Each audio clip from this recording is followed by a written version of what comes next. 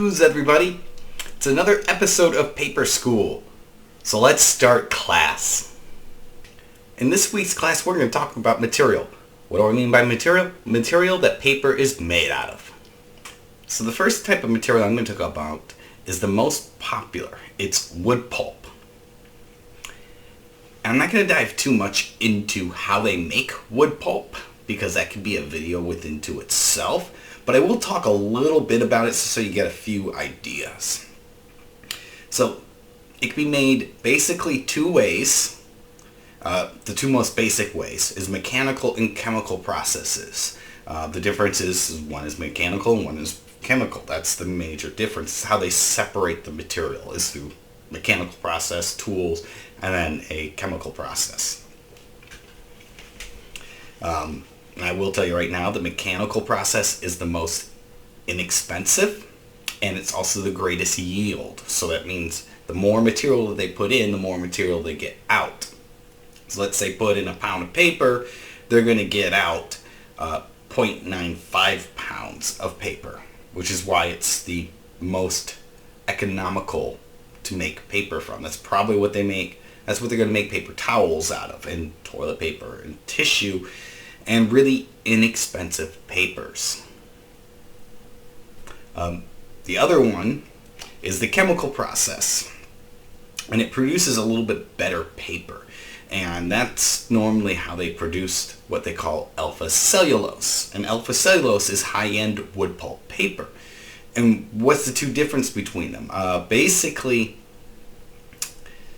it's really coming down to what they take out of the paper. The chemical process separates the cellulose fibers in the wood from everything else, and a lot of the everything else they call is lignin. And the problem with lignin is it's acidic, so it's the thing that makes your paper brittle over years and also turns your paper yellow. So that acid in the paper from the lignin actually is what damages paper and makes it not last very long. So let's go over the pros and cons of wood pulp paper. It is the most popular paper on the market because it's the most inexpensive way to produce paper. It's also the most efficient, meaning you get the most back out of your return. Downside is it can contain lignin, which is acidic, which is what harms your paper over time. So it doesn't make the paper as archival or make it last as long, especially for fine art purposes, as opposed to some of the others that we're going to talk about. All right, the second most popular paper that we're going to talk about is cotton paper. It is been around for a while. People do use it to make paper. It has certain characteristics as why people use it. A, it is more expensive than wood pulp paper, why it's not used in everything. B, it's pretty much naturally acidic free, and it's got strong fibers. And those strong fibers as well allow it to be a very tough paper typically. So what do they normally use it for? I mean, you see it used in everything from paper money, like actual, in the case of America, dollar bills. Your money has cotton in it, and a few other fibers in it too. When in also things, very many important documents are used on cotton paper, and because cotton's more absorbent, it actually makes a better writing surface for many papers. So if, a legal document might probably be printed on a cotton paper. And of course they do make cotton paper in different increments, like 25% cotton, 50% cotton, 75 and 100. Most fine art applications you're going to see 100%. Sometimes you see things like 75 or 25% cotton. You do see it. It just means it's not going to last nearly as long as 100% cotton paper. Why do they do that? It's less expensive. It's really what it is. Cotton is more expensive than wood pulp. Now, cotton paper can be made from either virgin cotton, ripely picked, or what they call cotton linters. It can be even recycled from cloth. Yes, you can make paper from your recycled blue jeans. As long as it's 100% cotton with no synthetic fibers in it, you can use it to make paper. So pros and cons of cotton. Pros, it's naturally acidic free for the most part. Very little needs to be done to it on a chemical process to make it ready for paper use. B, it can be made from even recycled cotton cloth, provided the cotton cloth has no synthetic fibers in it. And C, it's stronger and sturdier and lasts longer, which is one of the reasons it's chosen. Cons, it's more expensive. It is. It's just more expensive to make paper from cotton. You can see a large price jump between the two. Alright, the third type of paper I'm going to talk about is rice paper. But really it just is a derogatory term for any kind of Asian paper for the most part. The two main ones I'm going to talk about are washi papers and Schwan papers. And what are the difference between those two? Well, washi is Japanese. So it's a uniquely Japanese paper. That's also, washi means, some people think it just means paper in Japan. That is not true. Washi is traditional paper in Japan. Now they do have ones that are machine made, but they are typically, washi is typically considered traditionally made papers. So what makes washi paper unique? Well, it's made from normally 3 different types of materials, or 3 different plants, I should say, because it is made from plants and is technically a wood pulp type paper. So it's either made of Gampi, Mitsumata, I got that one right, and Kozo, or mulberry.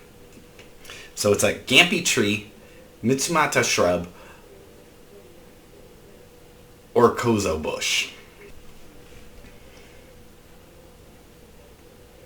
So what's the benefit of this? A, it's typically hand done. All this is done by hand. Very little is done by machine for the most part. Also, you get much longer paper fibers, which is one of the things many of the Japanese papers and washi papers are known for. They're very sturdy and very strong because all those fibers interlock with each other when they make paper. And that's one of the benefits of Japanese papers, or washi paper. The only real con to washi papers is that because most of it's done traditionally and a lot of it's done by hand, it is expensive. And there aren't a lot of people that know how to make it, or that do make it. Yes, there are some paper mills and some families that have been made, they do this work. And it's often actually done in the winter by farmers, or at least traditionally it used to be. So that way, farmers had a way of making money in the winter months because cold water helped in all this paper making process.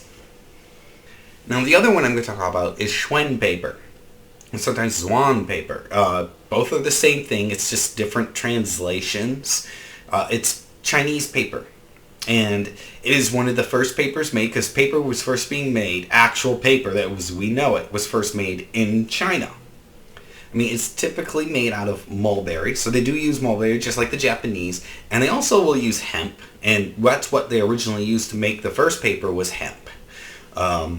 Many of the first early papers were made from hemp, and they will sometimes use other materials too. It's kind of like each place that they make paper, they all have their own little special recipes that are secret, and they don't really share too much about it. Just know that it is a very strong, very lightweight, and very tough paper. So the pros and cons of Schwan, because I can't find out a ton of information on this stuff. I just know what I've known. It is typically very strong, very lightweight papers. They had a good wet strength, and depending on how it's made, because there's a couple different processes for it.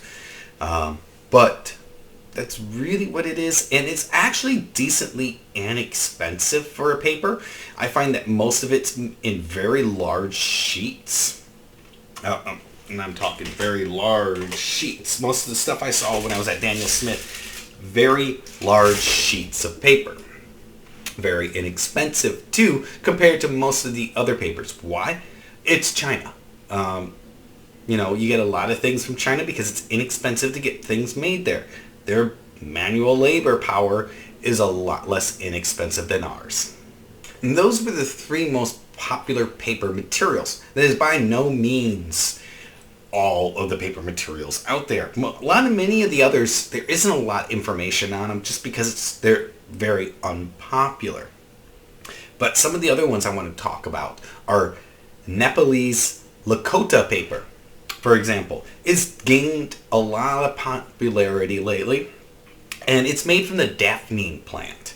Exactly how, I haven't seen any real information. I'm assuming it's very, very similar to how the Japanese and the Chinese make it using the inner barks of the papers, but it's made from the Daphne plant. So it's a little different. I've seen Lakota. It can be a little thick. It's normally traditionally very handmade, and it's made in Nepal. And, they also make paper from hemp, bamboo. I've seen banana paper. Another one is stone or mineral paper, which is kind of interesting. It's made from calcium carbonate. And let's see what this is. It is HDPE resin, so high density polyethylene. And that's a very interesting paper. I've used some of those before. I've never printed with them, but I have used some art and did things on them. It's very weird paper to use. And there's really no limit to what you can make paper out of. Another one that some people might want to hear about is khadi paper. What is khadi paper? It's a cotton paper, so I'm not really going to go into it. It's made in a specific area in India, and that's why it's called khadi paper. It's just a handmade cotton paper. And that's really all it is. It's cotton. So there's not much more to go into that one. I want to thank everyone for coming to class. Hope you learned something new about paper today. And as always, give me a little hands up. Give me a like on the video down below. If you're new and you want to keep learning more, subscribe. That helps me out too. Remember, you can also follow me and my art on Instagram. I also post things to Twitter and my Tumblr. In addition to, no, that's going to be it. I also have my Etsy store. You can also purchase prints from me on my Etsy store and help support me as an artist. Until next time, everyone. Bye.